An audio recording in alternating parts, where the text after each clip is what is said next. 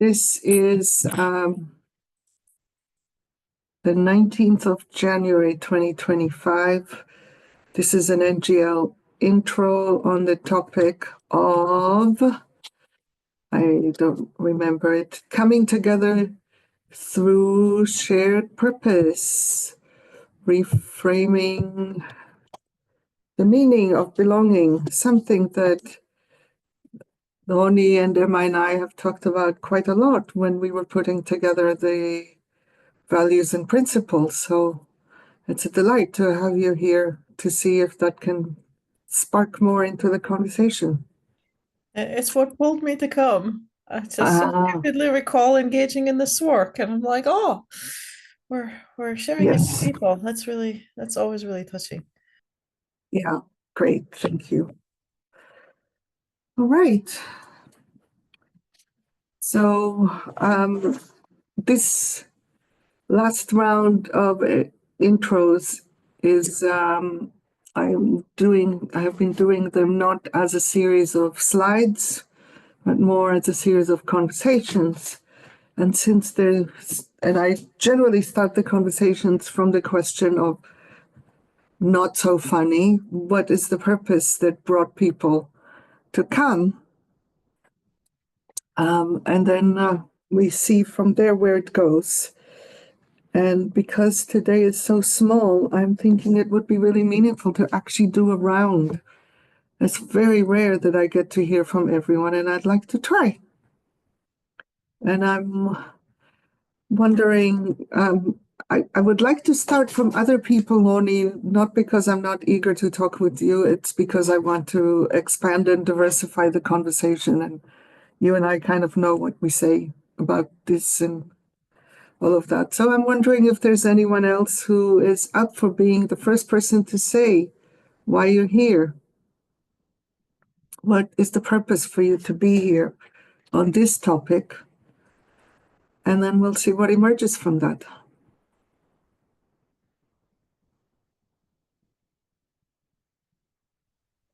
I'm willing to go first. Thank you. And then Valerie, you would be next when Sarah and I are done. Yeah. So there's some people here that I don't know. So my name is Sari. It rhymes with Terry. You can pronoun me at your pleasure. And I participate in many of Mickey's programs. I was at one early this morning and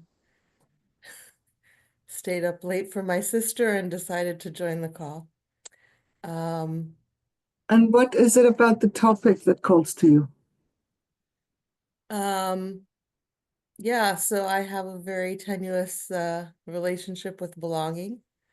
My Uh-huh. most recent my most recent I don't even know what to call it, is that I get to decide if I belong or not. Oh, And when I decide that I belong, then I belong. and how do you relate that to purpose, which is the centerpiece of the topic today?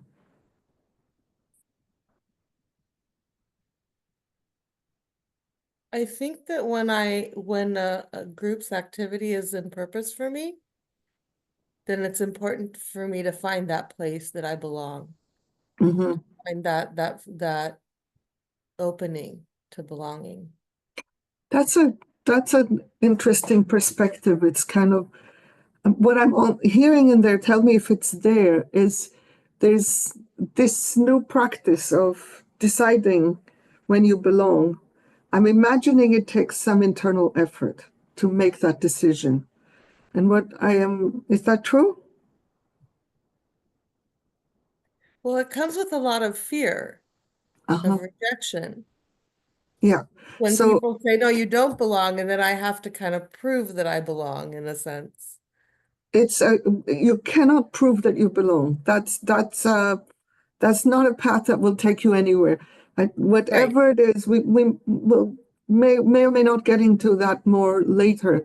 The key is if there's fear and all of that, to decide to assert that you belong takes some overcoming. And what I'm hearing and what you're saying implicitly, and I don't know if you're saying it or thinking it, is that if the purpose is meaningful for you, it gives you more motivation to make that effort. Yeah, and I'm not sure about the effort because there has to be some ease in the belonging. I mean, the whole point of belonging is to make it easier to show up in a space. Mhm, So it's kind of, if it's hard, if it takes a lot of effort, then it's harder to arrive at that conclusion that I belong. mhm. It's a Yeah. very delicate dance.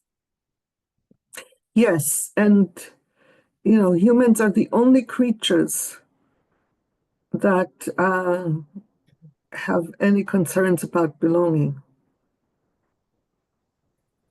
It's like we created the mess that makes belonging questionable by separating from life.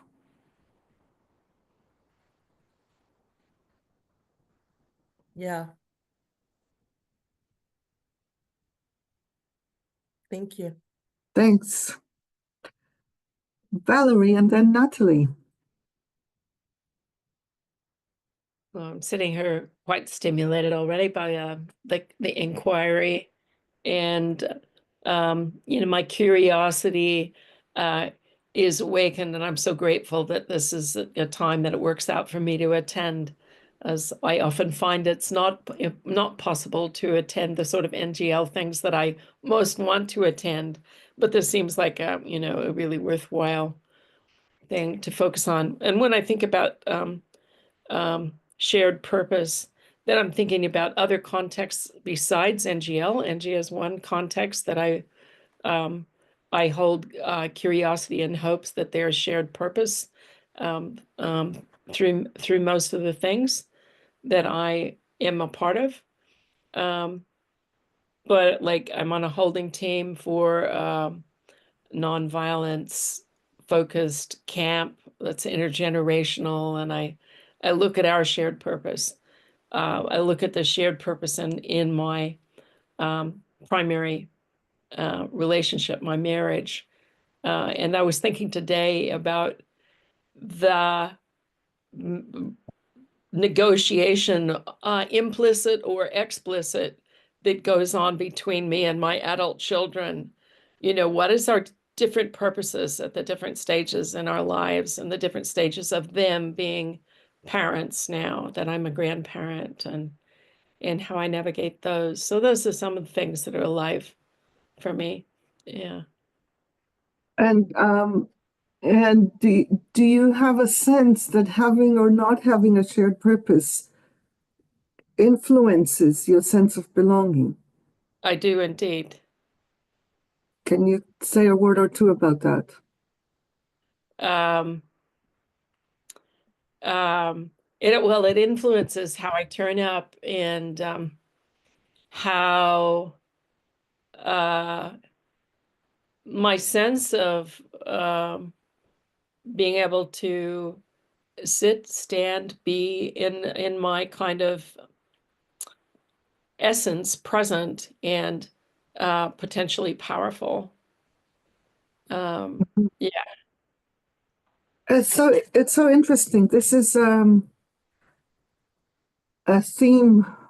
It has overlaps with what Sarah and I talked about, and it's a different entryway into the topic than the one that Moni, Emma, and I have engaged with, because when we were wrestling with articulating the principle that gave rise to this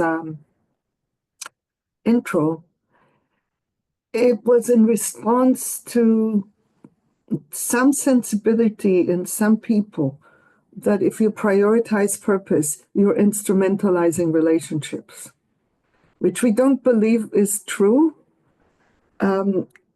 And what you are spontaneously speaking about is strengthening my confusion, if that makes any sense, about why people would think that when the existence of a purpose that is meaningful for me is what would even draw me into a group to begin with. Why would I want to belong somewhere where what people are doing isn't meaningful to me, isn't really what is part of what is mine to do. So I'm appreciating this. Can I say a little bit more? We'll see. Try, and then we'll see.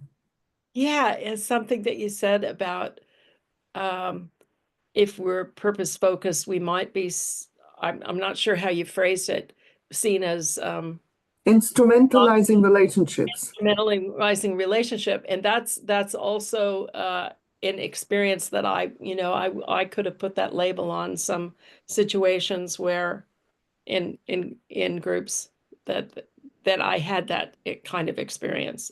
I can relate to that experience. Mm-hmm. Yeah.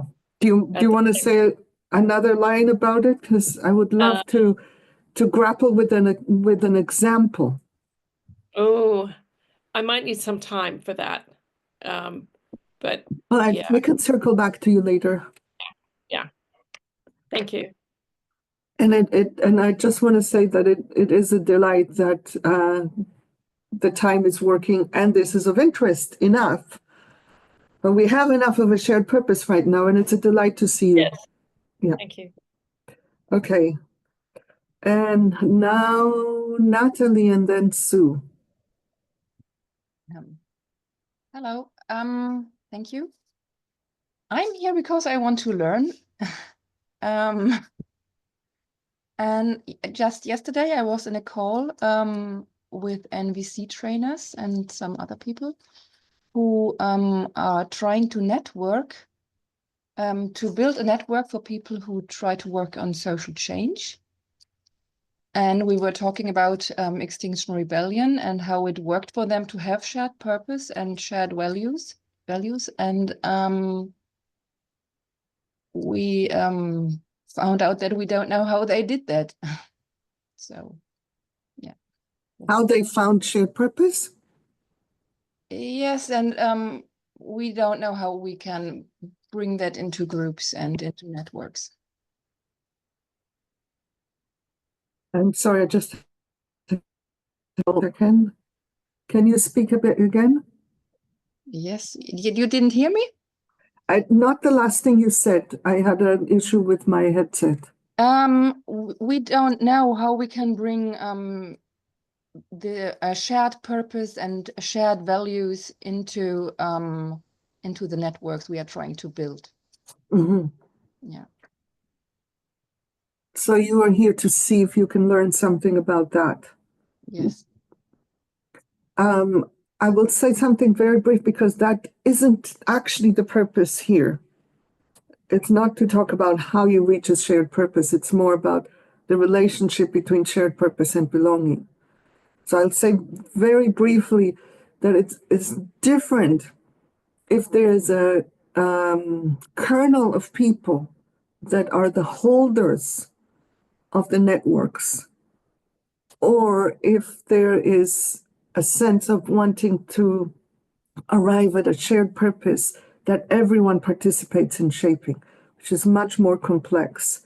It works much better if there's a clear sense of leadership. For example, people didn't just randomly show up at a town square one morning wanting to talk about this network.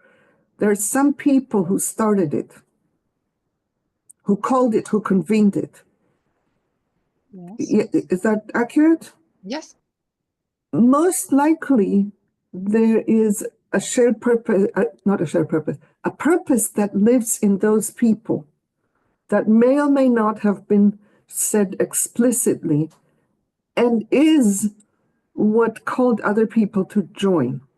However, and that's a big however, if that purpose wasn't explicit, people would understand whatever they want the purpose to be as already being.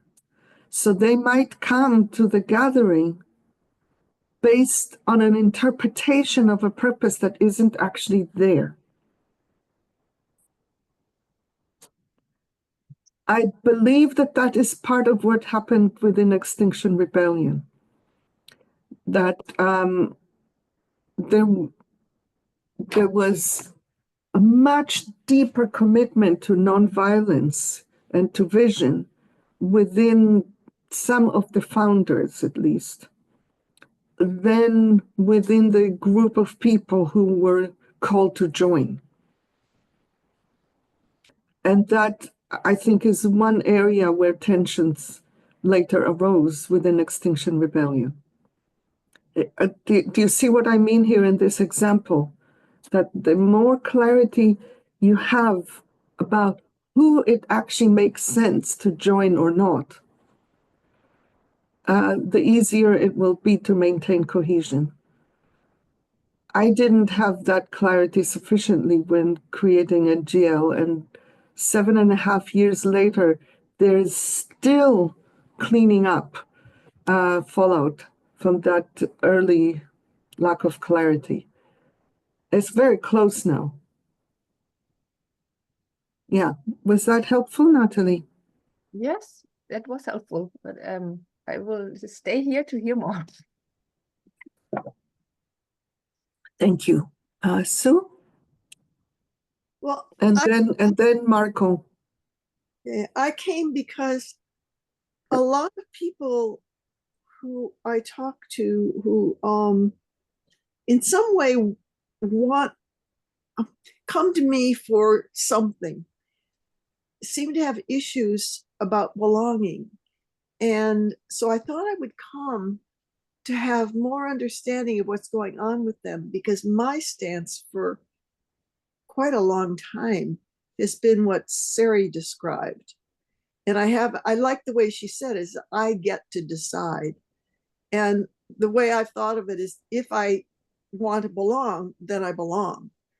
And so, but I think it has to do with purpose, because why would I want to belong if I think I don't? I mean, somehow I don't see a separation between belonging, wanting to, and sharing a purpose. I don't know what or makes that division in somebody arise. I don't really understand it. And so many people come with this issue.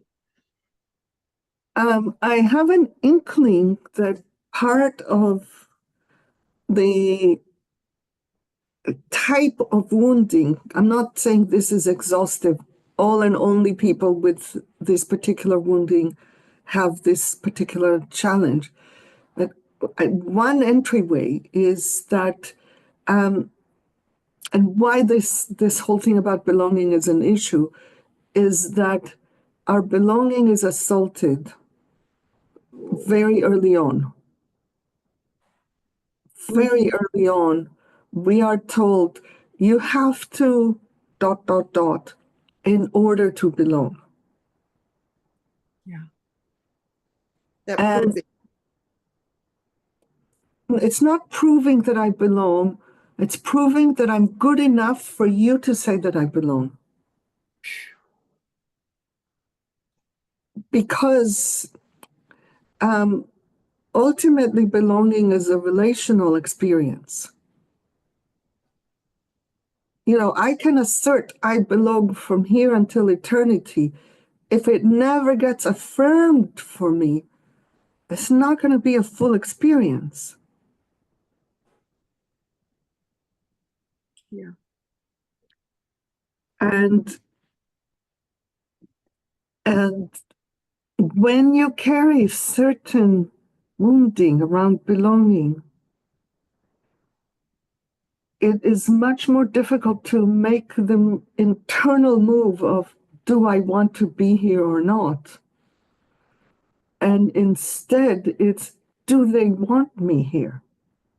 And if they don't want me here, then there's something wrong either with them or with me.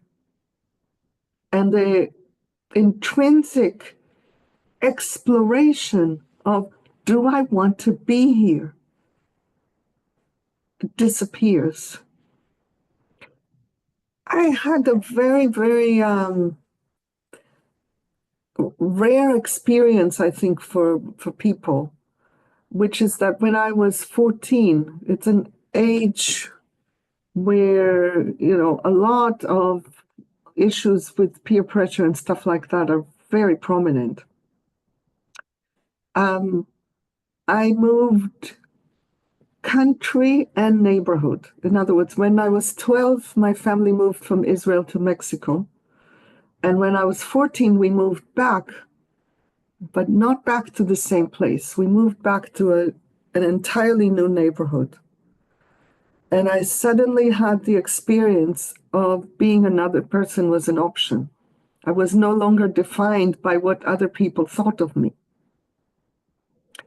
And I was, I was bullied both before I went to Mexico and in Mexico. And this was an opportunity to be someone else and maybe not be bullied. I was never invited to parties and things like this. So I don't remember exactly how it happened, but I started to mingle with the local kids. And in fairly short order, I was invited to parties. And I went into the party and I knew very well what I needed to do to not stand out. Because I know very well that I stand out. It's not optional, except if I, kind of diminish myself. And so I did it. And I kept being invited to the parties. And it was quite a wild experience. But it was very quickly that I saw I don't actually like what they're doing. I don't like their parties. I don't like their conversations. I don't like their mannerisms.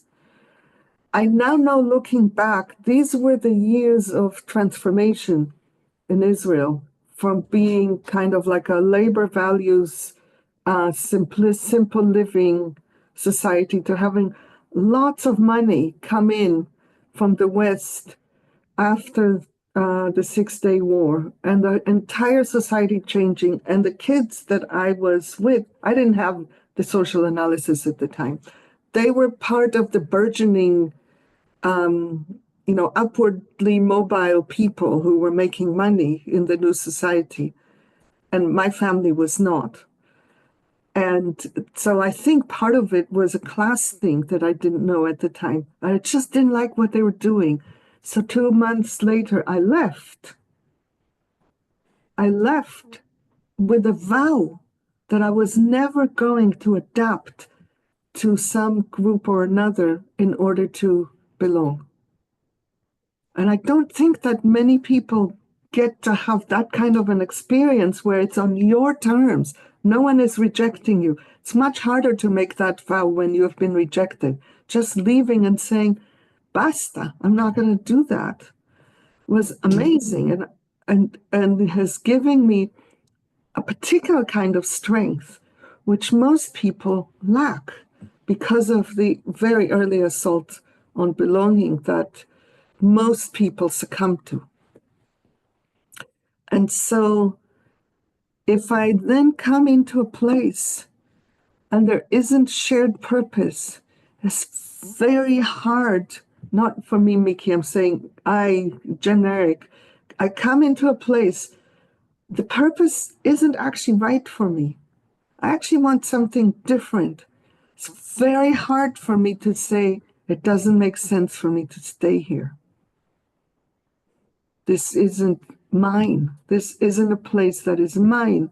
Instead, I will do what lots of people have done within NGL. Try to adapt to the purpose as it is at cost to myself, which sooner or later always shows up. Or I start fighting and say, why are you doing this? This isn't the right thing to do. Do this other thing instead. Where we say, no, this is what we want to do. If you don't like it, don't be here. And people get really upset about that. Yeah.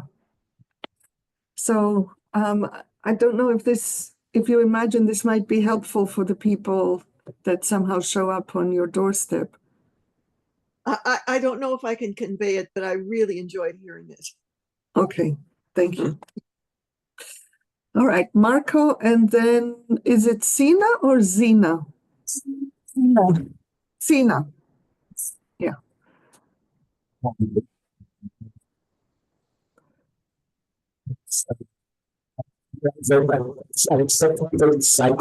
Are others hearing him? No. Not so well.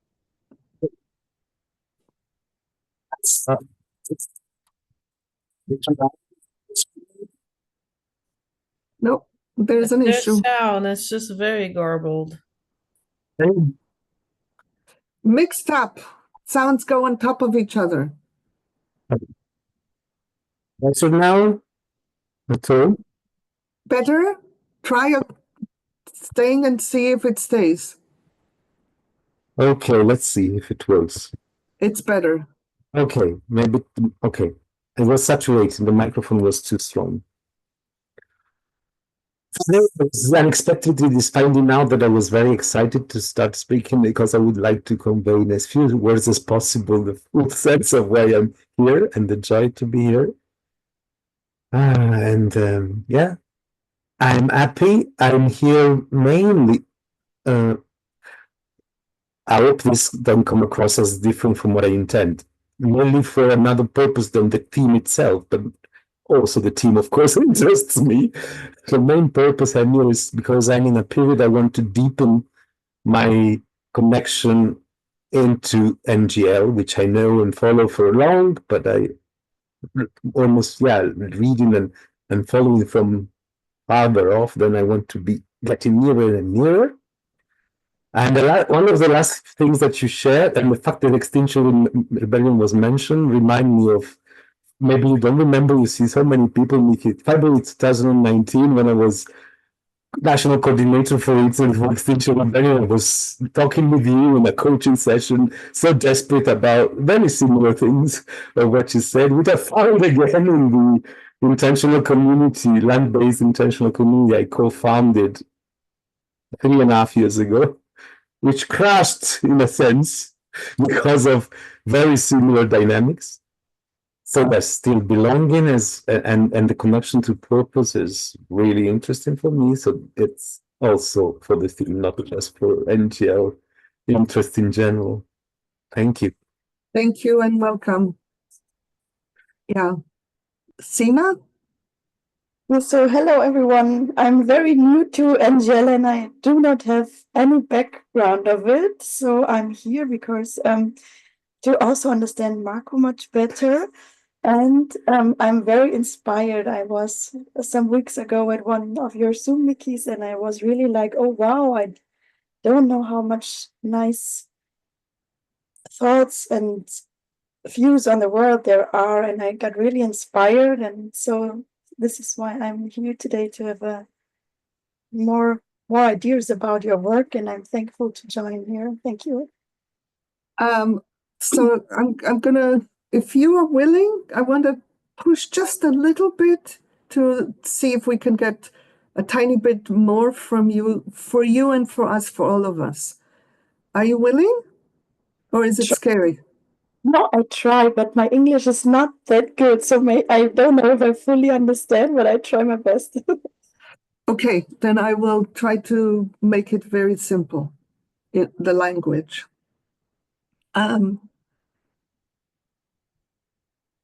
You are saying that the things you heard from me are very interesting for you. Can you say why they're interesting? That will give us a sense of your purpose, and we can see if there is a purpose match, just as an experiment. You understand? Yes, but I don't know if I can give a full picture. It was just like I did not come with any expectation. And then I was like, oh, there are questions I was never thinking about or I never had to do because I'm living alone. I don't have so much to do with groups. And so it was like, okay, like you said before, like do you join the group because you want, or is there something that you join because you're afraid and this is why you are in this group? And I'm at the moment in the time to go into a new life. And yes, I am sometimes afraid in groups. I'm not so comfortable. I always had the idea to depress something which is me all my time, my lifetime, and I don't want to do this anymore. And so the groups are going away, or I'm going away from these groups to find some new and try out how much individualism is for me and how much is the connection to the group and how can it be balanced that I feel safe and be myself. Mm-hmm. Yeah, thank you. I can just give you one tiny taste. One of the things that we work with within NGL, and please stop me if I'm using language you don't understand. Okay?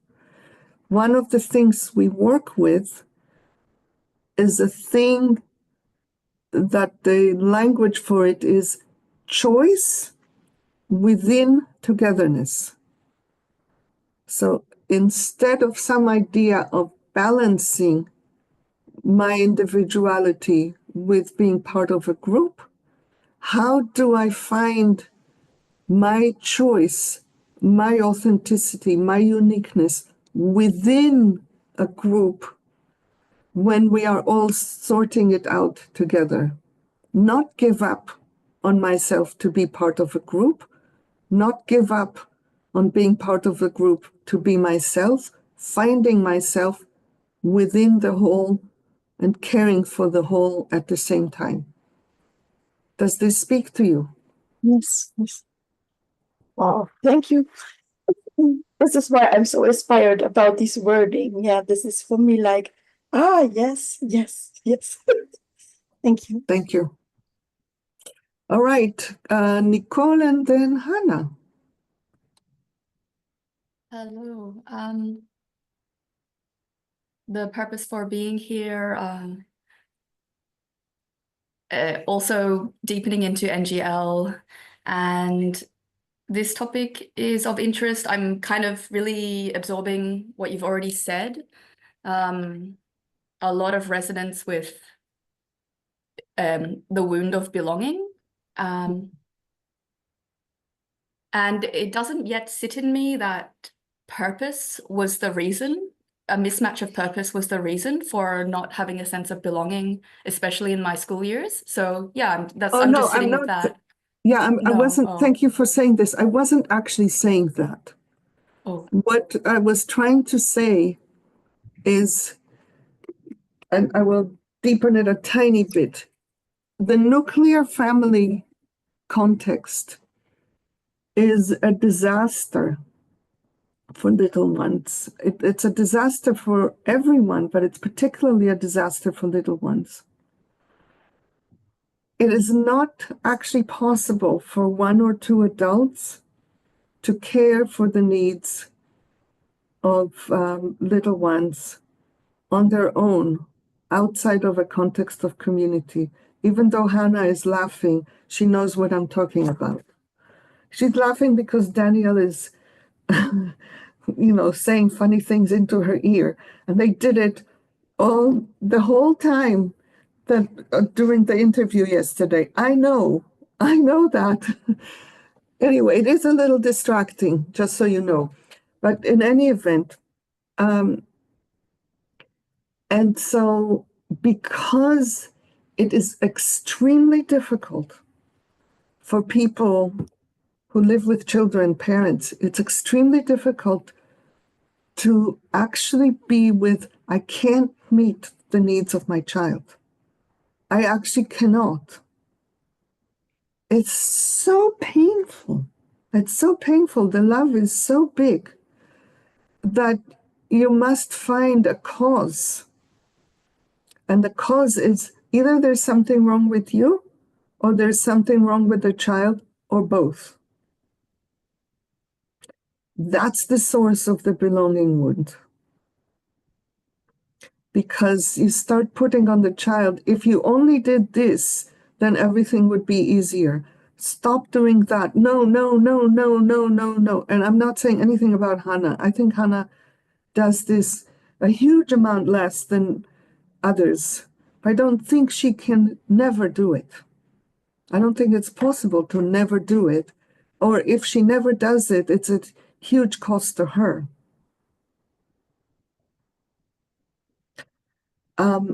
And as little ones, almost all of us take that in to mean me being free, me being who I am, cannot belong.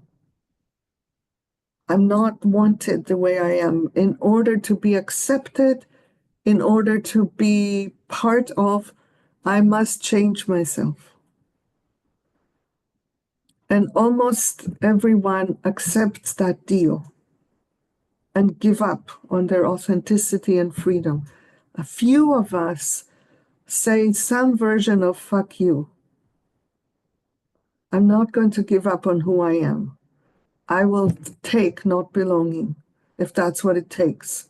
I hate it, but I will take it. But that's very few of us. And even fewer say, I'm not accepting the deal. I'm going to be myself, and I will insist on there being connection. So the majority of people within modern patriarchal societies do some version or another of giving up on who they are in order to belong. In family, then in school, because then kids take it out on each other. Also, being in a segregated age group is also a disaster. It doesn't make any sense whatsoever for people of any age to be all and only with people who are within 6 months of when they were born for many hours every day. Yeah. So that's the source of the wound. And what I see it doing is that it makes it very difficult to think about purpose on its own terms from the perspective of, does it make sense for me to be here? It's almost not accessible. Instead, it's like, do they want me or not? And if they're saying that the purpose is not a match, it means that they don't want me. It's so painful that people can't actually co-assess. Is the purpose making sense for me? Am I a fit for the purpose? Very difficult for people to do that. Does that make a different sense, Nicole? Hmm.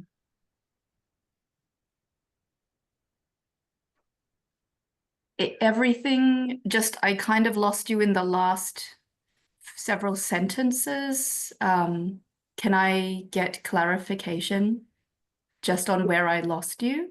Yes, please. Thank you. So you said this is the source of the wound, you know, the child maybe is going to change themselves. And then that makes it very difficult to think about purpose from the perspective of, does it make sense for me to be here? Are you saying, does this child actually have the same purpose as the parents? We don't even think. No, this is what happens in childhood, and the purpose thing is what is happening now as adults.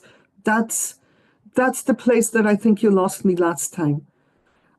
There are two moments in time. One is when the wound gets installed, and the early wound then interferes when you're an adult and you're making choices about which group you're going to join or not, which, even a job, anything. The early wound interferes, but it's not at the same time. Does that help? It does. Yeah, this is really new for me to see it this way. I think I have it. Thank you. Yeah, like for example, does it make sense for you to join NGL or not? If you have that early wound, it will be difficult for you to think about that question. Partly it's because people see, especially if they come to observe meetings, They see that there's something in how we function that is very different from how other places function. And people want that, which is the relational consequence of functioning in the ways that we function. But people don't necessarily want the ways that we function, they want the outcome of it. They don't necessarily want to put huge energy into liberation. They don't necessarily want to put huge energy into this or that. They don't necessarily want to focus on purpose so much. All of these things, people don't see that gestalt as a whole is what creates this sense of community and intimacy and whatnot that happens in NGL spaces. They want that, but not necessarily this.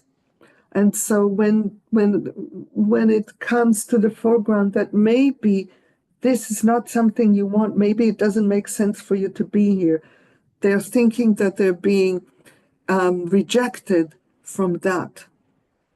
Just being able to think about the question, does it make sense for me to be here given the purpose?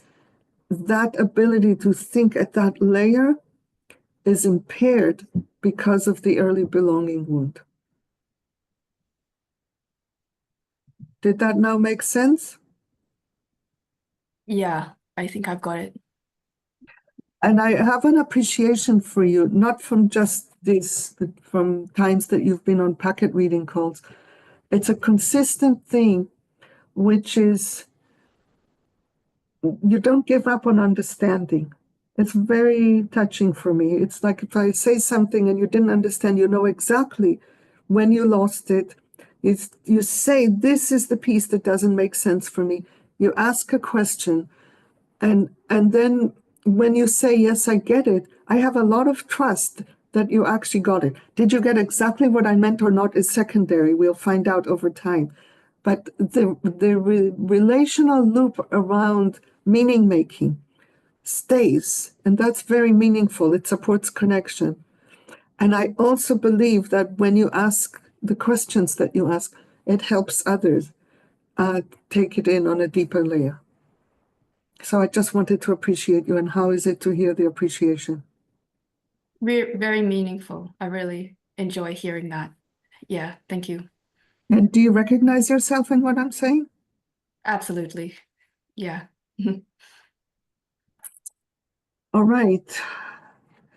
So everybody's moving. So my original neat order is gone. So I think only you're next, and then Daniel, if he can stop laughing for long enough to speak. You can speak while laughing. Go I'm just ahead. messing with him. He knows it. Yeah. Yeah, we touched on so many things. It's difficult for me to know what to bring in. I think maybe I'll share the headlines that we've touched for me so far, and Mickey, you can see what resonates with you or seems like it would fit well now. So there's this piece around how we even think about belonging and how the word is used, and I see that it's often confused with acceptance. So I think that is an interesting thing to look at. Also this, what makes us a member of a group, and I have a sense that some of us lean more on the purpose piece, and that's more unusual, and more people lean on the question of having certain qualities, like you belong here. Even it's sometimes used for discrimination because you're white, because it's qualities of people. Yeah, and the piece that I brought with me originally was this ongoing journey I have with people who have an orientation of believing that they don't have a purpose, and it's often shared, or they don't connect based on purpose, and it's often shared with this, I belong because I like the people, and these are the people I want to spend time with, and it doesn't matter to me what we're doing, of course within certain limits. And it's interesting to me because I have a sense that then their purpose is connecting. and that may not be a shared purpose. So I've been thinking a lot about how to find common ground when people have this orientation of it's often also the people who resist the idea that shared purpose is the main thing to orient to, and have concerns that that is done at the expense of relationships. Yes. I think I want to talk about this very, very, very last thing. The idea that it's done at the expense of relationships. And what came to me when I was thinking about that earlier today is a very simple thing, which I'm curious to see in this small group of people, whether it resonates. If people have had the experience of having a shared project that you're doing, even we're losing one person after another. Okay, and eventually I'll be here all by myself. And I will still belong. Of doing something with people, even people you don't know, and having a deep sense of a particular kind of intimacy that creates, the actually doing something together. And I'm curious if everybody recognizes that experience. And even if you've never had a conversation with these people, if you see a person that you did that with, the next week at a store, you will want to talk with them. It's because you had that experience. And I think that is the seed of purpose-based belonging. It feels to me so sacred, so much reverence for whatever we're doing that pulls us into a very deep togetherness. And I think I'm a bit at a loss about why people don't immediately see that. And I'm glad to have that image because I see, at least in this non-random sample, the image resonates. That people have had that experience, even if we don't remember a specific instance, there's something in us that knows that experience. And maybe that's how we can explain it. I'm wondering only if you think that has any chance of helping people. Before I answer that, I want to touch on something else when you said you don't know why it touches people. I think in part it's a different wounding that often happens later in life, that purpose is used as almost as a weapon, especially in a lot of work environments. It's like, this is what we're here to do, and hence we have to do it, and it is the most important thing to do, and we do not care what else is going on for people. And it's this productivity narrative that is very popular in capitalism. So I think that's a part of what makes people maybe a bit resistant or allergic even to the idea that there might be something connecting about shared purpose. Thank you. It's lack of choice. Yes. Yeah. And I would say my guess would be, for some people, what you described, they would say that what was connecting there is just connecting with another human being, and it wasn't a shared purpose that created that connection. Uh-huh. It was the being together and doing something, and it's relational. Uh-huh. Yeah. Then I would say very clearly that we don't have a shared purpose with people who have that orientation. Yeah, the curiosity that I have is would that create common ground to be able to have the conversation? Because at the moment I find it difficult to find a shared orientation that we can hold to be in dialogue about it. And I wonder, saying, if you could see that your purpose is connecting, that is the purpose, building relationships. So we are all oriented to purpose. It's not that we're oriented to purpose and you're oriented to relationships. We're all oriented to purpose. It's just that your purpose is relationships, and that is the tension, that it is not the primary purpose of what we're doing. Maybe try it out and let me know. And I also have another thread to pick from what you said earlier. I don't remember the words you said, but something, it doesn't matter what you do within some parameters. I'm Yeah. wondering if that can be magnified.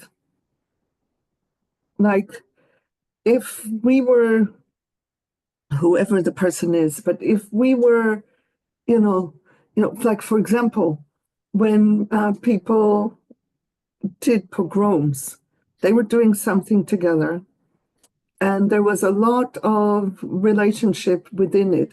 But probably if we decided, whoever the we is, decided that we're going to do a pogrom against this or that group, most of the people who are, I'm here to connect, doesn't matter what we do, would say, no, I wouldn't join you if that's what you were doing.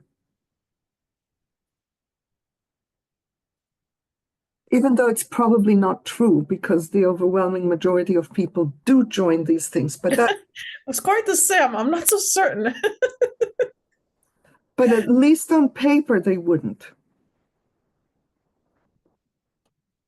And or if not this example, when you said within certain limits or parameters, I'm just wondering about just going into that and putting a magnifying glass on that and seeing maybe they have a higher purpose variance tolerance rather than that their purpose is primarily connecting. Mm-hmm. Yeah, I see that. And if you can find something that would lead them to say, I'm going to leave this group because what they're doing is not aligned with my values, my purpose, or whatever. If they can experience that even in a thought experiment, maybe that could help. I Wondering, think that the barrier to that is the one you touched on earlier, which I think because if people have a very high tolerance to staying in groups, even though they don't work for them, because it's sitting on their need for acceptance and to prove that they are worthy of being there. yeah, So I don't know how much access they then have to know what it would take for them to leave. well, this is helping me see something else that isn't so much within what we're saying here. It is helping me understand why it is almost impossible to skip the obnoxious phase. It's not entirely impossible, but almost impossible, because Mickey, Mhm. for context, are you willing to say just a Yeah, sentence? yeah. What is the Yeah, obnoxious yeah. phase? Thank you. Thank you. It's something that comes from Marshall Rosenberg, where he says that most people are nice, act like doormats. It was his language. And on the path of recovering their fullness, go through what he calls the obnoxious phase, where you stop caring about others and just do whatever you damn please. And what I am thinking, based on what you said, what it would take to leave a group and how you probably cannot trust yourself fully to prioritize yourself. If you can't do actions that would be at cost to others, just to see that you can tolerate it. Not necessarily consciously, but I'm just seeing that that probably happens. It's like you need to prove something to yourself. Like, I can leave a group, so I will leave. Yeah. And then there's integration. It's just helpful to see the strength of the internal pressure to adapt can be overwhelming. Yeah. Are there more sub-threads? Always, and I'm happy to leave it here and see what For the else moment. please. Yeah. I'll try to quote you on that always, because I think it isn't always, but that's okay. Daniel? Hannah first and then Daniel. Yeah, I'm feeling a bit nervous about speaking, so I might lose words. But I'm gonna try. And why are you nervous? Let's just connect with that first, because that might settle and then you won't lose words.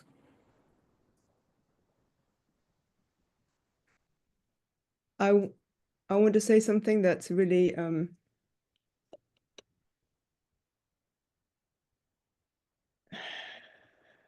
important to me. And it's important to me that I communicate it in a way that is clear, and I don't trust myself to do that. Yeah. And can you say why you don't trust yourself to do Because when I have a lot of intense sensations in my body, my throat goes like that, and my voice doesn't work. Yeah. Yeah, And then I judge myself for doing that, and it gets worse. Yeah. So two things. One is, this is a very vivid example of the silencing of the females. Yeah.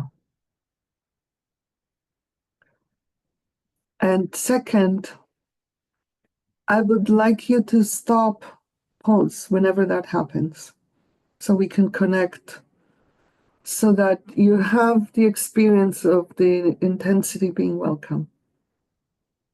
Yeah, because often what makes it worse is I push against it. I contract around it, and then it blocks it more. Yeah. Yes, and you're also in the UK, where there is an additional cultural layer of non-expressiveness. Yeah, exactly. Go, Hannah. I really love the topic, purpose and belonging, and yeah, it's very kind of the question of their relationship is very alive for me. As a child, I gave up on belonging, and I just accepted that I was never going to belong. And I, dealt with all of that. And then as an adult, I kind of tried to creep back into finding belonging in various different places, and try to squash parts of myself. And it never worked. I never found a real belonging. There was always something missing, and I could feel it. And then about a year ago, I was like, fuck that. And I stopped squashing myself, and I started accepting all of myself. And would you pause for a moment? Are you still with full flow? No.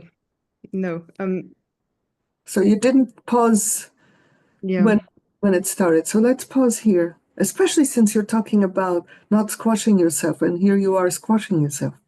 Yeah. Just take a few breaths, no saying anything, just take a few breaths to literally catch up with yourself internally and see what then emerges to say. Whether it's the thing that you were going to say earlier or something else, I'm really not wedded to what you're going to say. I just want you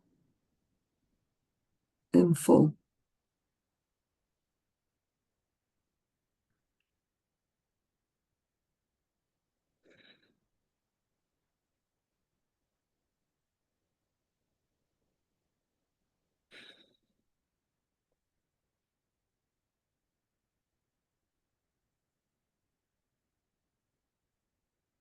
I think it's this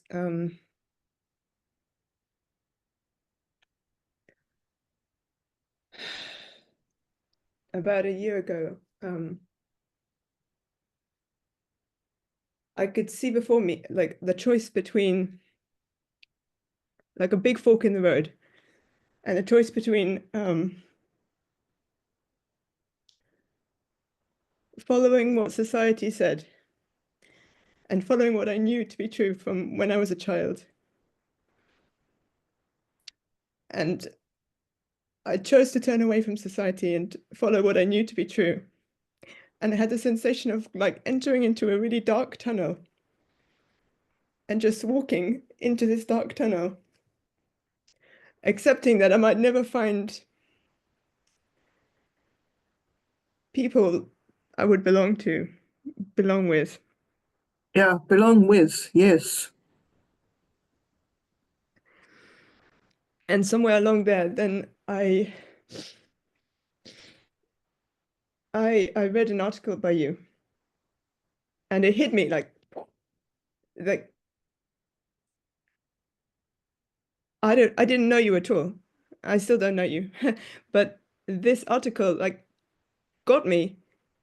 I could feel a purpose there, and I knew that I belonged with you. And the same when I read Emma's blog.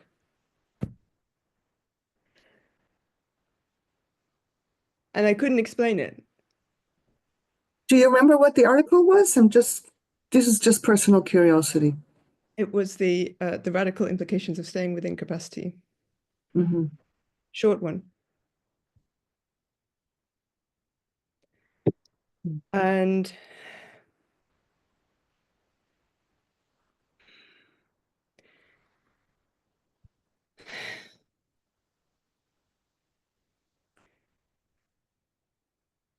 it was very scary for me to feel that. And very surreal. And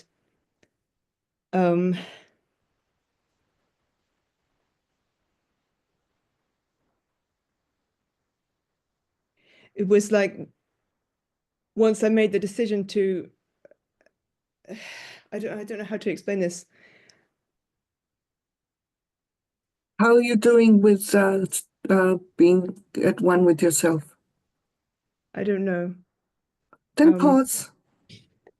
I have a lot of judgments about taking up time. Uh-huh. Mm. Then just hang out with the judgments. Mm.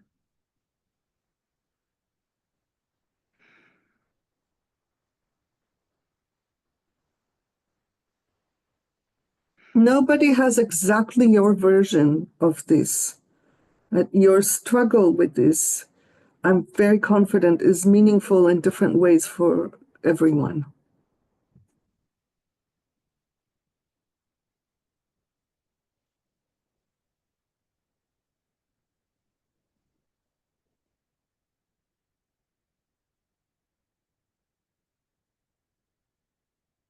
Breathe. I'm not seeing you breathing. I mean, obviously you're breathing because you need oxygen and all of that, but breathing as a conscious activity, I'm not seeing you do that. Yeah.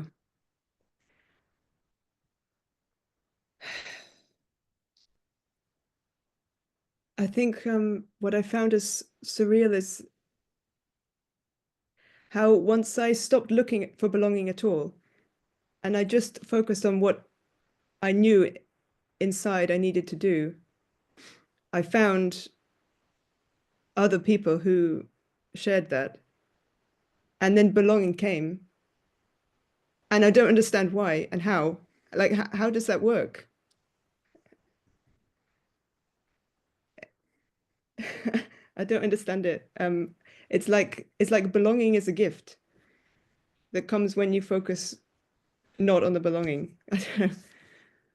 I think I would say it differently. I Yeah. don't actually believe it's possible to belong without full authenticity. I don't think it's possible, even though people try all the time. Mhm. Because if I compromise my authenticity, my belonging is conditional.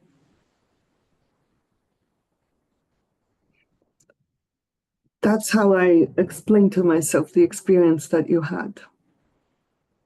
Mm.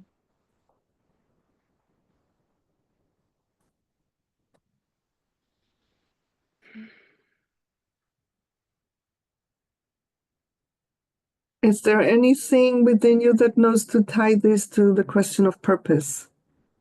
I'm fine to let it go, but if you can, it will add meaning to me.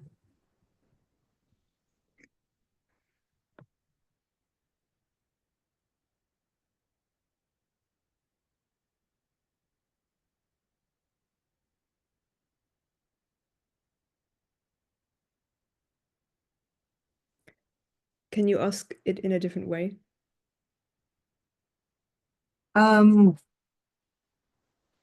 I didn't quite hear you talk about the question of purpose in relation to your journey. And I am wondering if there is any aspect of this journey that relates to the relationship between purpose and belonging.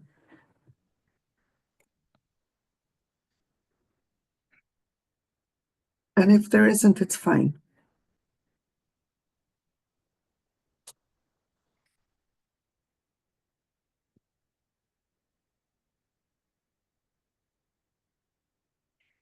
It's I'm worried that I'm not going to be able to capture. Okay, then let's let it go. No, I don't want to let it go. Uh-huh. I mean, Oh, that was so enjoyable.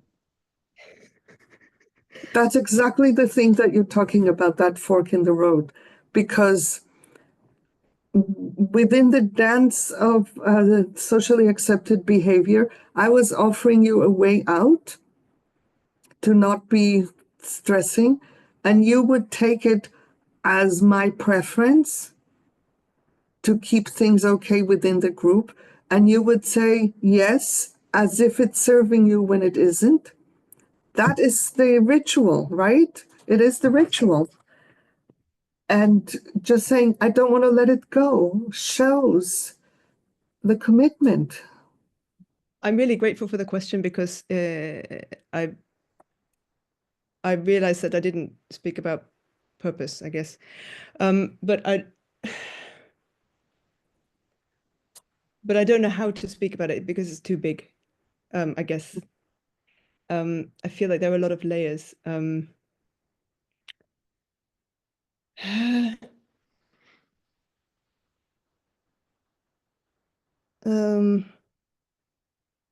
So now I want to ask you a question because something within me is shifting. Do you have a sense from outside any squashing of self? Do you have a sense that staying with you now until you find something to say serves the purpose right now in this moment? Serves my purpose. No, not your purpose, the whole purpose of us being together. So I'm inviting you to think about the whole from within you.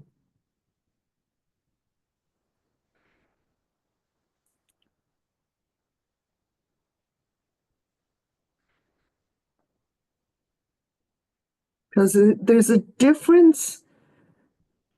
There comes a certain point where an individual exploration is asking the group to focus on the individual. And at a certain point, I don't know how to explain it. At a certain point, it is no longer regenerative flow. And I think it just happened. I'm not sure. That's my intuition. Whether my intuition is too early or too late, that point arises. And at that point, I think about whether to continue or not differently. And I'm inviting you to think with me about that, or else I will make the decision if you can't.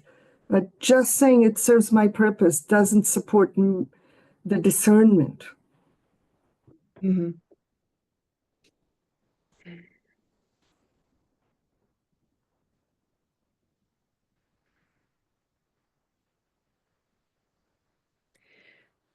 I think I will leave it and we will focus on something And else. it's not a giving up. Or is it a giving up? It's not a giving up. It's I need to think more. Fabulous. Thank you. And before we go to Daniel, I'm seeing something on Lonnie's face that tells me that there's meaningful information that can help us in this investigation. We're touching a really deep piece of mourning for me. I was giving it space. It's not related to interaction with Hannah. It was from the earlier conversation about this wounding that people carry. And I was touching this mourning that I have as a leader who's often initiating things of the amount of challenge and pain. Lonnie, can you wait just a second? Because 4 people just join us more, and I am wondering if they're here for this purpose, given that they're coming like a whole bunch of people. Are you here for the NGL intro, all of you? Yes, Mickey, a different link was posted in the email that went out today or yesterday for some other people. And so we've been in another room for the last hour and 15 minutes. Oof, tenacity. Welcome.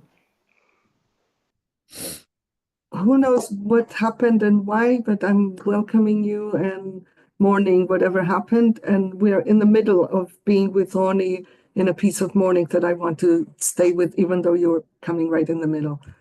Yeah, back to you. Yeah, it's a bit disorienting. Yep. Yeah, I want to see if I can catch it again. Yeah, it's this piece of how often people, I would even say many people, arrive in response to invitations that I share, even though they are not purpose aligned. And then the immense amounts of energy and pain that go into supporting them in leaving. They will not leave. And it's not unique to me. I see it in leadership everywhere, and it's just so tragic for me. The impact that it has on them, the impact it has on me, and the impact it has on our work. So much of our energy that I want to go into our work, which is so precious for me about what is going on in this world, is going into trying to navigate these woundings that people are bringing with them, where they just insist that the space needs to somehow fit them, even though they are not aligned with what we're doing or why we are doing it.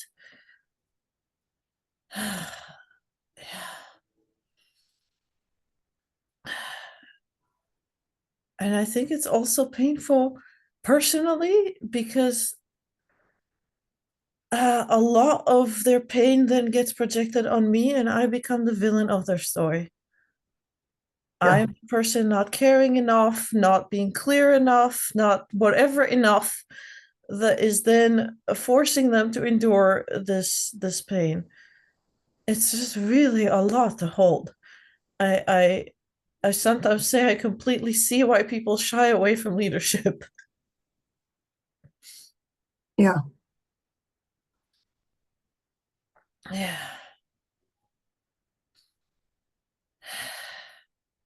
And I just don't know that I always have and I actually know that I don't always have the strength as a leader to be able to hold that. And then I disengage because we've exceeded my capacity, and then the project falls apart, and then no one has anywhere to belong in that project because it doesn't exist anymore. And that is a thing that I also see that people can't see. That their insistence that the space needs to somehow include everyone's purpose, even though there isn't sufficient alignment, so that people can belong, then leads to no one having a place to belong because the thing just cannot survive that. Yeah. Yeah. I am thinking this is, obviously this kind of a thing has happened multiple times in relation to NGL, and I think it's happening slowly, less and less. And I think part of why is that we are becoming so obsessed with capacity assessment of where people actually think through ahead of time via questions that we offer them. about whether or not it actually makes sense for them to be part, and also share the results of the capacity assessment so you can see ahead of time if the questions are relevant. You can see ahead of time if there is or isn't sufficient purpose alignment. And if there isn't, instead of navigating it live within a group with impacts on others, you can do it ahead of time. Yeah, I just need a moment. I'm still Okay. settling. I don't know if I am settling. I'm just letting it flow through me. Yeah.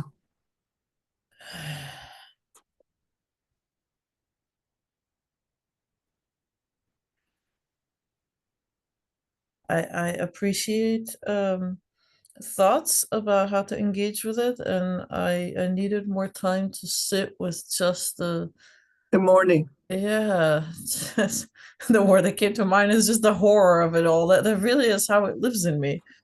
It really is terrible to see the suffering people are going through, and to see that we then, on top of all of that suffering, do not care for the work. Yeah, it's really a lot. Mm-hmm. Yeah. Yeah. Thank you.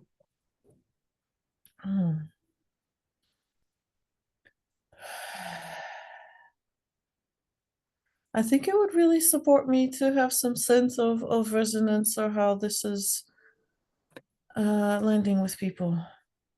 You want to know how many people might have experienced it from your end? It's not about them experiencing it, it's how many people see and resonate with the pain The of dilemma. Yeah. Yes. Yeah. Would you raise your physical hand if you do? Yeah.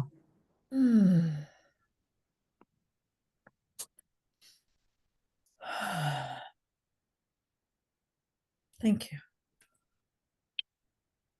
All right. So before going to Daniel, I want to welcome the new people. A bunch of faces I've not seen before. And I am particularly touched to have someone who's calling from Tehran and want to say hi to you. I think this may be the first time in my calls that I remember. Is it possible for you to say hi? Marianne? Yeah. Hi, Mickey. Hi. I do really appreciate being here. It's just the second day of the week in Iran, so I'm kind of at work. And although I'm appreciating being here, but I also mourning that there were tasks that I've already been committed to be like covered.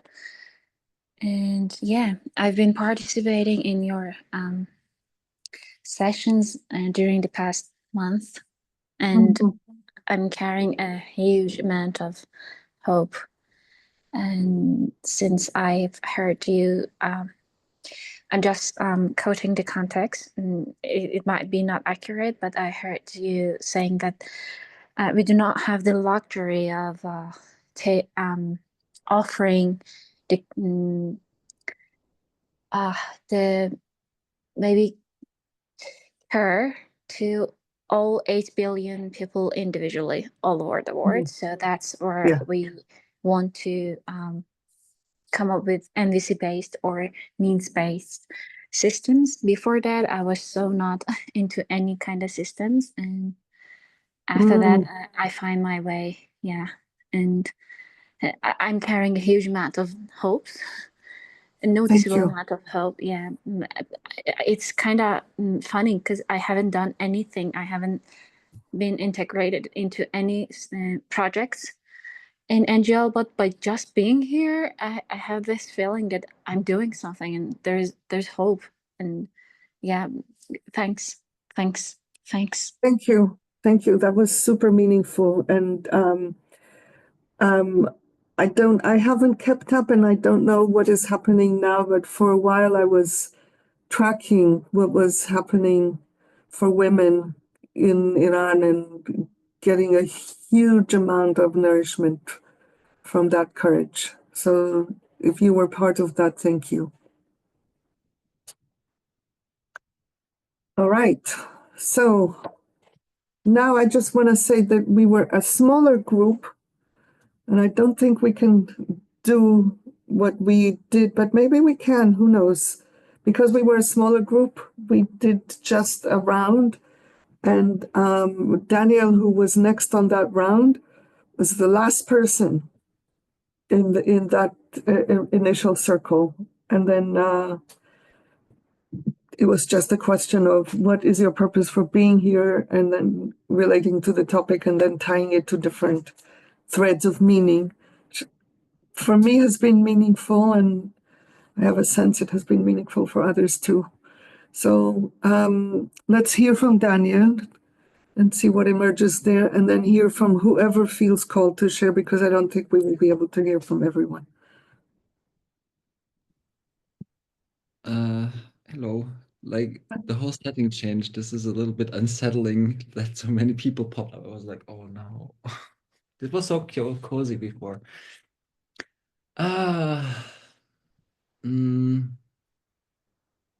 Belonging and purpose. I was thinking about this question. Just before you say this, I also want to call attention to my imagination of how awkward it is to join after all this time, and to see people who have already been there and have created something together, and now here I am coming, invading the space. And I want to say, I think even with all the awkwardness, I'm really glad, and I imagine everyone else is, even if it was losing the coziness, that to understand there was some kind of an error and you persevered and found your way.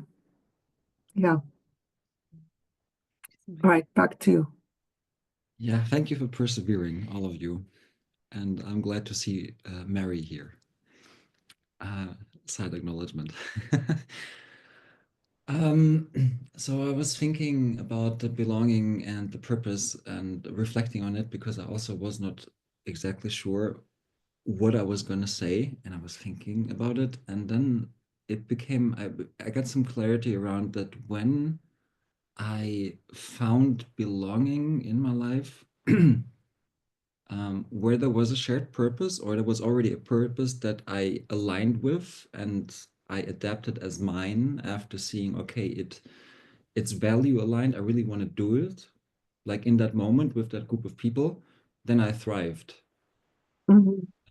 Whether like the purpose was already there, or I shaped it, or it was whatever it was not particularly me, giving the input, but when there was something that I could like act upon materially, and it was like, oh yeah, I really want to do this. I really like what you're doing, and I want to be part of this. And then like the whole setting and the whole experience changed. Yeah, that is what came to mind primarily. And yeah, I have my fair share of what we already touched on, this piece about belonging, and yeah, I have my fair share, but we don't have to go there, of like trauma concerning this, because I also more often than not I went away from belonging. And this piece about the shared purpose is like having these words and having this frame and looking back at my experiences, be like, yeah, when I was in those spaces, like my whole being thrived more. Yeah. Thank you. So I think what I would like is to, so we have 6 people, and there are 3 of you that I recognize, and 6 people who haven't spoken, and there are 3 of you that I recognize from spaces before, so I would like to prioritize hearing from the others. That's Ilona, Jesse, and Margareta. So I'd like to hear from the others, and maybe there will be space for you to say something and maybe not. Is that okay with you? Or is there something that feels really important for you to say? Okay, so then it is Mareike, Karin, and Mary that I would like to hear from. What brought you here today? What is your purpose in relation to the topic?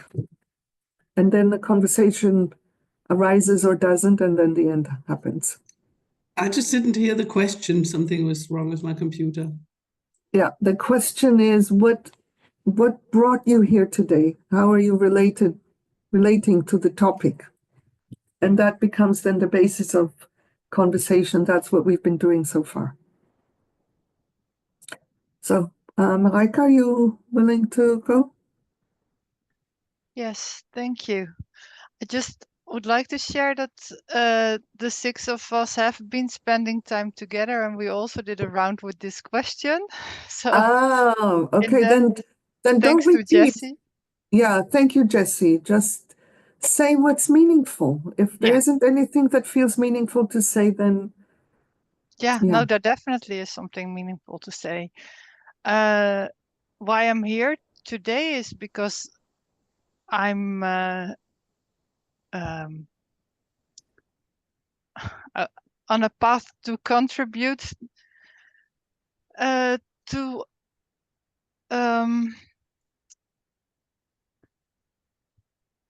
healthy planet where people can thrive. And so I'm trying to explore, like, what does it mean to be a human being, and why do we extract, and why do we colonize, and why do we vote for certain people, and what does that have to do with belonging and identity, and what we're telling ourselves and what we're being told. So it's in this whole exploration where I try to go both inward and try to learn from other people and from you. So that's why I'm here. Thank you. So you have a purpose. Yes. And what I'm seeing is your next steps is to clarify within this very large purpose what is actually yours to do. And once you have that clarity, is where do you do it? And within that, maybe is NGL a place where there is some sufficient alignment for me to hang out here? Something like that. Yeah, and I have other places as well where I'm working on my purpose. And at the moment, I'm also trying to formulate a PhD proposal, seeing whether doing more research and like exploring this question with, for example, people who experience us overstepping planetary boundaries more like physically, because they're working with the land or they're working with the forests here in Sweden. So I'd like to explore that with people actually receiving impacts, and then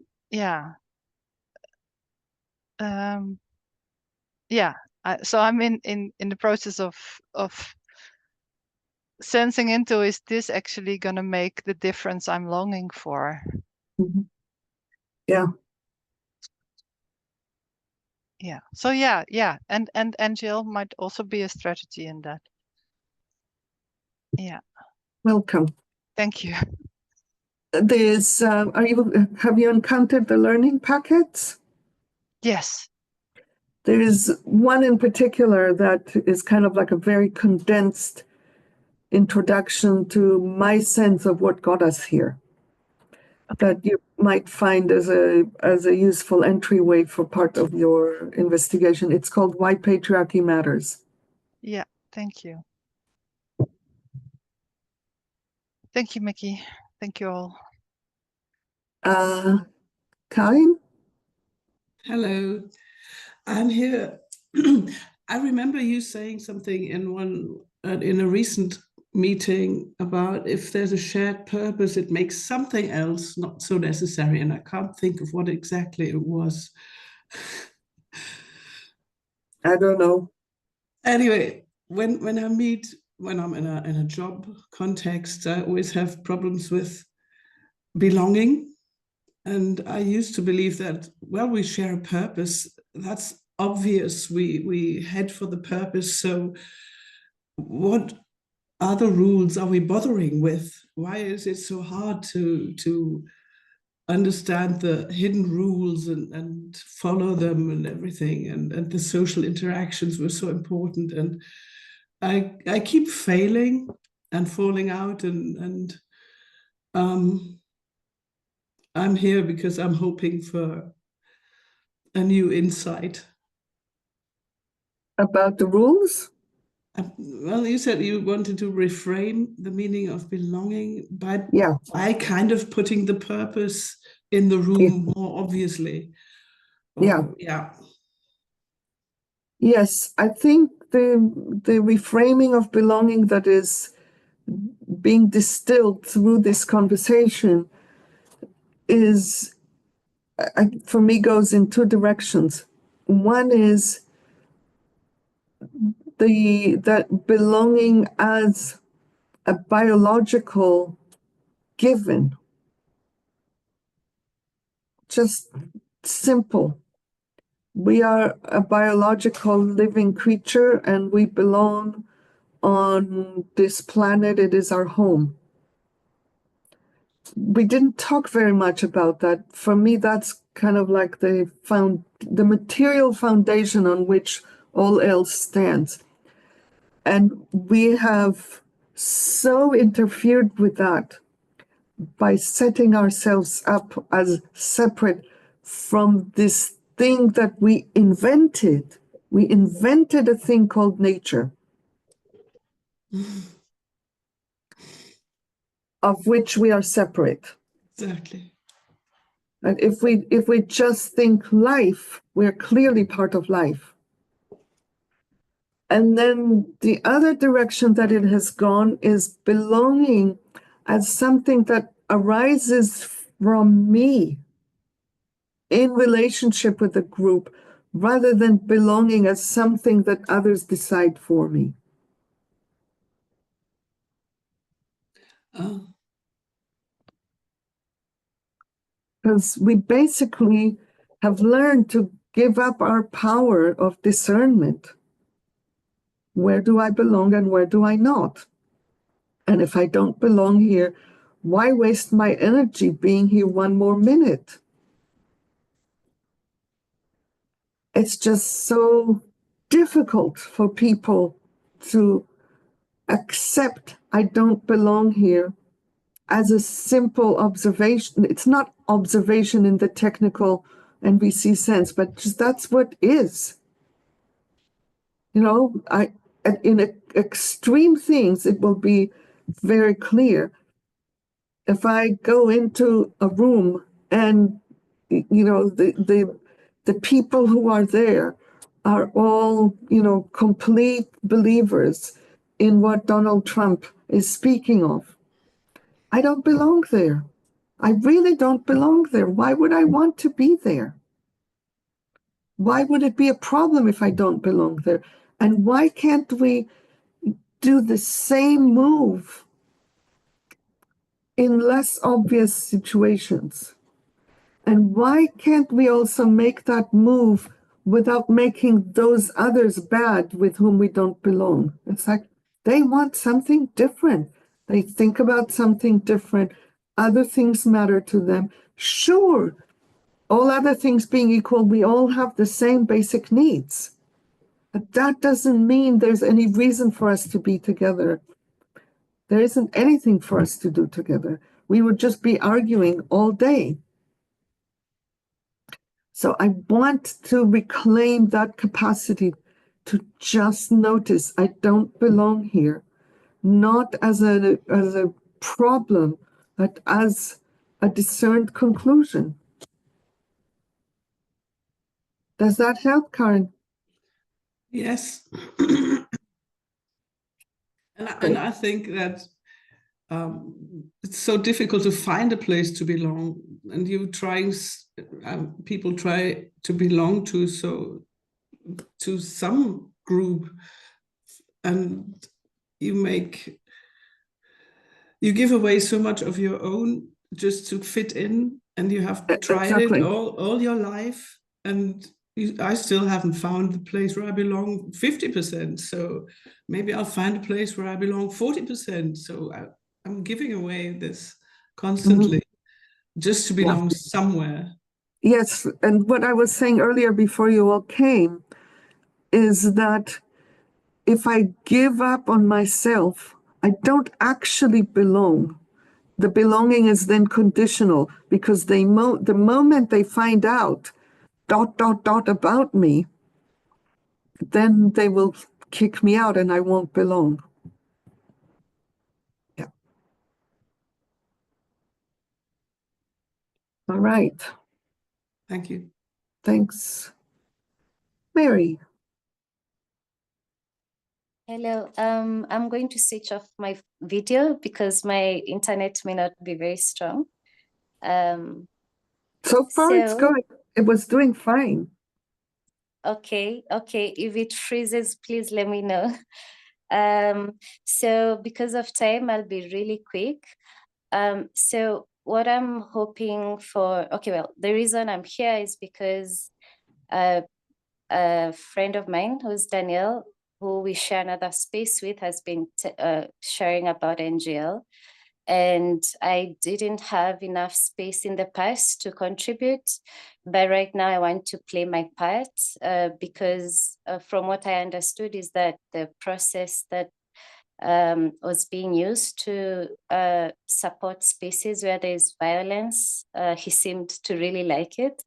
And I'm hoping that if I experience it and if it works for me, I can also play my part in that. About the topic today, I have been in spaces where there were challenges in us being cohesive and being as productive as we wanted to be. And I'm also like a leader in some key places.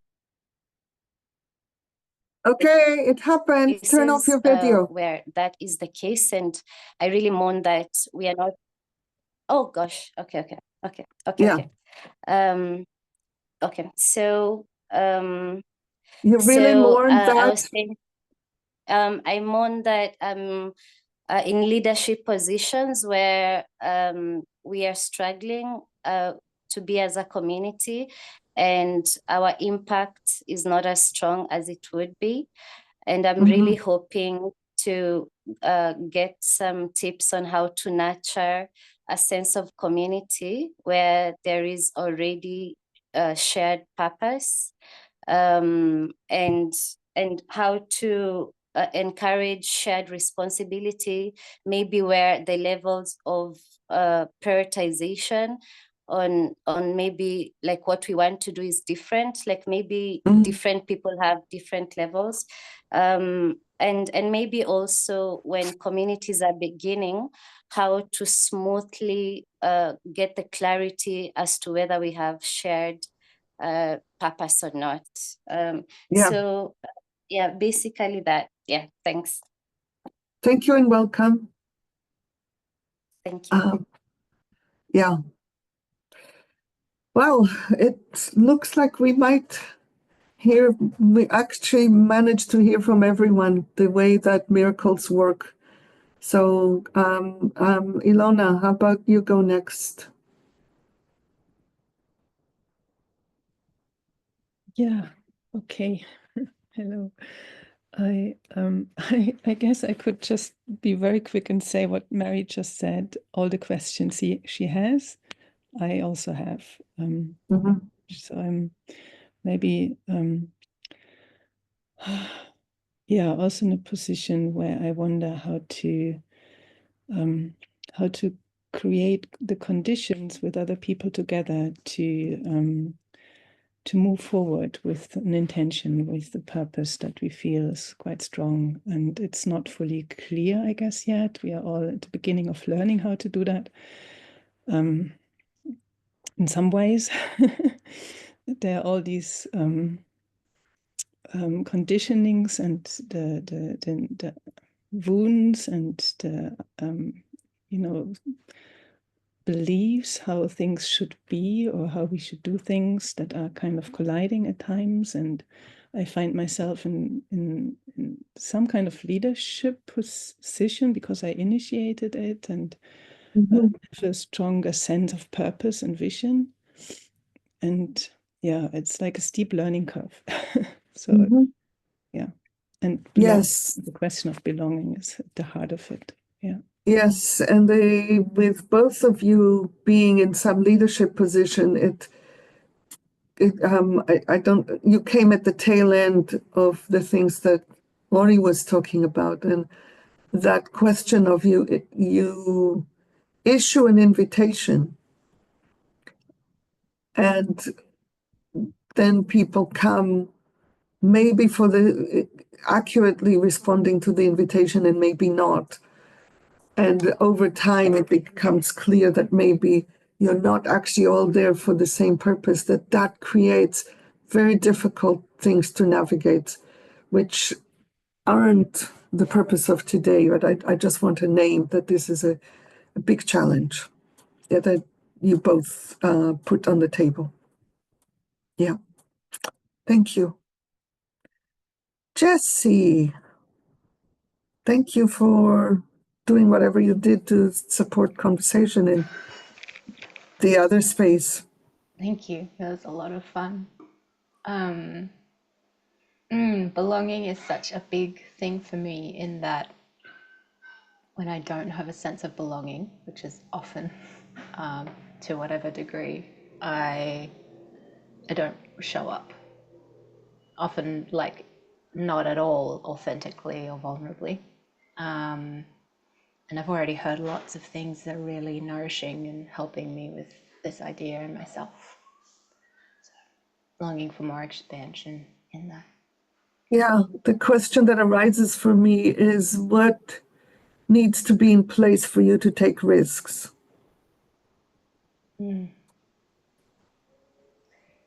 Shall I answer that? Or is this just for me to sit with? I think what I need to be able to take risks is a sense of groundedness within myself. When my nervous system goes into freeze, I can't take any risks. And so being able to, that's something I'm working on lately. The more I do that, the more I seem to be able to stretch into risk. Yeah, and then there is this thing that I often say, if you only take the risk that is within capacity and not more, then it will support the nervous system to see, I can survive. I love that. And I don't know why I've not thought of this in a personal way. We do this at work with the phrase safe to try. Is it safe to try? Kind of says, is it a risk that's within capacity? And so it would be so easy for me to apply that every day. Thank you. Fabulous. Margareta? It's interesting. I wasn't nervous at all in the other small group, but now my heart is beating. You know what the difference is? I think it's you. Thank you. I was afraid you would say that. What am I doing inside you? I don't know. That's the topic of another discussion. Is it related to belonging? Yes, maybe. Yes. Yes, maybe. Or acceptance, rather, maybe. Yeah. Yeah. And they blur. They blur because they blur. When the biological belonging is severed, all we have is the social belonging, and that is always feeling conditional on acceptance. Yeah. Yeah. Okay, so I just resigned from my leadership position because I couldn't. I wasn't aligned with what was with the purpose of the agency I'm working in, and I will resign from it all in a couple of months. And how long have you been there? 8 years. So it's a big move. Mm-hmm. And so, and also, I always thought that I was belonging to this country where I live. Although I'm an immigrant, but now I feel that what is happening in this country is not something I want to contribute to. Where are you? In Sweden. An immigrant from? Austria. Uh-huh. And so I'm looking for somewhere to belong. That's where I am. I'm thanks to MVC, I have understood that this is not the system I want to live in or I want to continue contributing to. So what is mine to do? That's my question. I have an inkling that, first of all, there's something about those of us who have been immigrants that I think of it. I'm curious if that will resonate for you.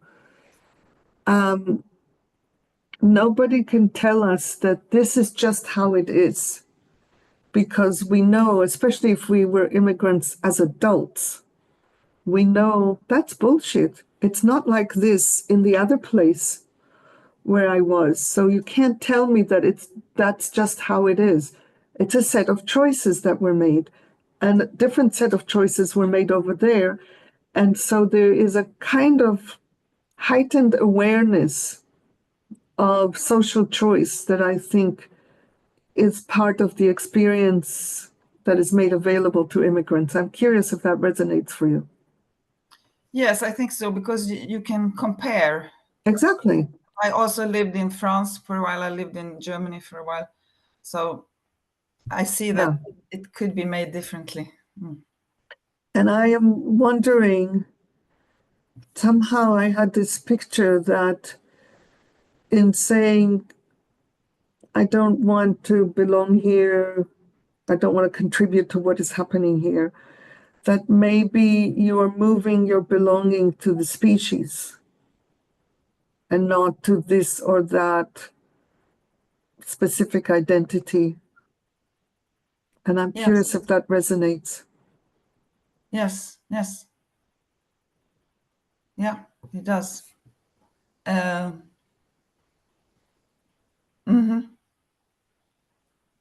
want to work for humanity and not for this country as a nation. Yeah. And I've been working for the nation. I've been working for the state. So for over 30 years. So it's finished now soon. Yeah. Yeah. So your organism now knows the experience of standing for integrity, even at cost. I don't know what the cost is, but I'm sure there is some cost. That experience of standing for integrity, of moving from what I know is right for me, you did it in the direction of walking away from something. And your next step is, now that I know what this feels like and what that looks like, what is it that I'm walking towards? Not just away from, but towards. Mm-hmm. And that's what purpose is, because purpose cannot be against. No. Yeah. Welcome. I'm curious to hear from you as it unfolds. I have a sense of you as a very serious seeker, not lightweight. Yeah. Thank you. Thanks. And Udi, I see you are on public transportation. Do you feel able to say something within that? No. Okay. So we completed the circle. We have just a few minutes left, and I would like to know if there's any question or thread that anybody wants to bring up again or for the first time to help it land before we close.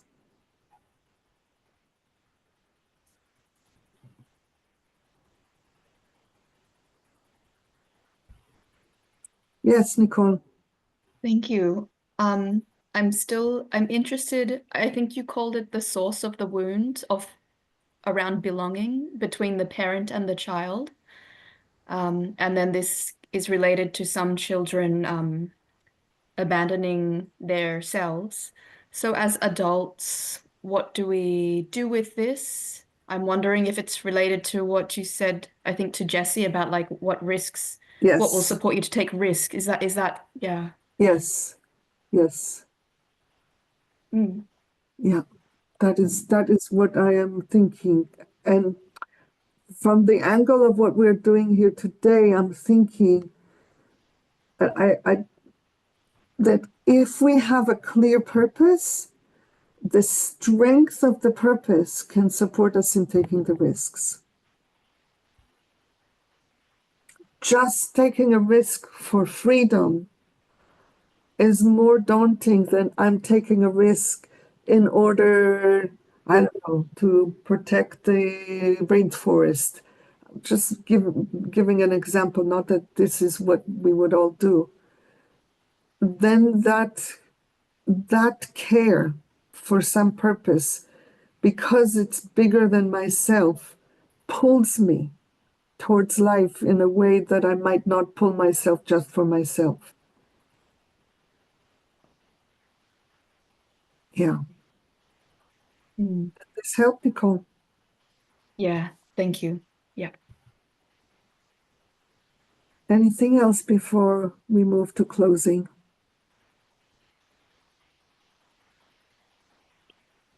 Yeah.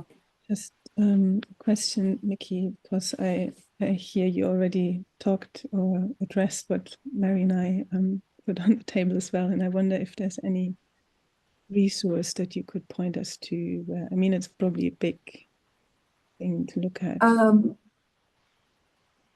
There is part of a packet. Emma and I are slowly doing major revisions to the vision mobilization packet, and within that there is a little section that I wrote that is about activities to identify a shared purpose. I'm just, if you are willing to collect Mary's and Natalie's emails, because Natalie would be interested in that too, from what we talked about before. If you're willing to collect that and email it to me, then I can send you that section.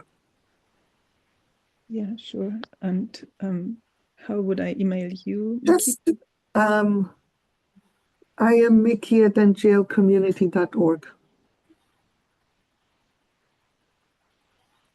And please don't everybody start writing to me because I don't have the capacity to deal with it. Yeah, okay. Natalie, if you could also just put your email into the chat. Right, thank you. And now let's move to closing. What's something that stands out to anyone? We can hear from a few people, especially the early people who might not have been engaged as much later. What's standing out to you from what we did today as we're moving to closing? If I compromise my authenticity, my belonging is conditional. Yeah.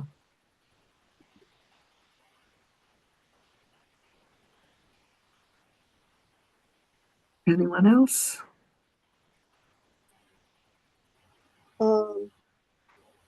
As Hannah was speaking, I came on an insight about the moment when I realized that I did not belong in my marriage because the political purpose that had drawn my husband and myself together had disintegrated. And a huge mourning it threw me into, which I've never done before, but I got it. So. Thank you. Anyone else?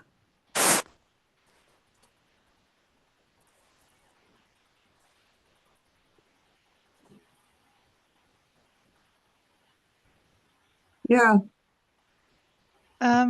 You talked about identifying with the species, and I'd like to make that plural. That's kind of what I'm taking away also, that it lives so strong in me, like with the forest and with the wider natural web of world life that we're a part of. Exactly. Yeah. Thank you. Yeah. All right. Bye to everyone. See you whenever we see each other next. Thank you. Go well.